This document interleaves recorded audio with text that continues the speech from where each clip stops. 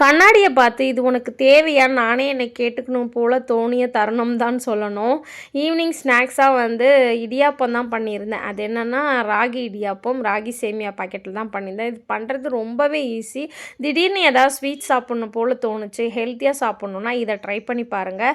தேங்காய் வந்து ஒரு 4 சில்லு தோலெல்லாம் சீவிட்டு இந்த மாதிரி பொடிச்சு எடுத்துக்கலாம் மிக்ஸி ஜாரில்.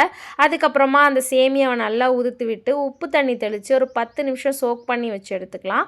தென் வந்து இட்லி பானையில் தண்ணி கொதிச்சதுக்கப்புறமா இந்த மாதிரி துணியில் இதை ஆவி கட்டி எடுத்துட்டோம் அப்படின்னா தேங்காய் பூ சக்கரைலாம் போட்டு சாப்பிட்றதுக்கு சூப்பராக இருக்கும். இது கூடவே ஒரு ஸ்ட்ராங்காக ஒரு காஃபி எடுத்துக்கோங்க. ஒரு 10 நிமிஷத்தில் சீக்கிரமாக ரெடி பண்ண ஸ்நாக்ஸ் சூப்பராக என்ஜாய் பண்ணிவிட்டு சூப்பர் சிங்கர் பார்த்துக்கிட்டே ரசித்து சாப்பிட்டுட்டு இருந்தோம். அதுக்கப்புறம் எனக்கு போர் அடிச்சிச்சு சரின்னு சொல்லிட்டு ஃப்ரிட்ஜு க்ளீன் பண்ணலான்னு போயிருந்தேன். இந்த ஐஸ் கட்டியெல்லாம் நிறைய மீந்திருந்தது. சரி பசங்க நம்மளை டிஸ்டர்ப் பண்ணாமல் கொஞ்சம் நேரம் விளையாடுவாங்கன்னு சொல்லி கொஞ்சம் ஐஸ் கட்டி கொடுத்து விளையாட விட்டுருதான். நான் பண்ண பெரிய தப்பே அதுதான். அதுக்கப்புறம் அந்த ஐஸ் கட்டிக்காகவே ஃப்ரிட்ஜை வீணாக்கிட்டானுங்க.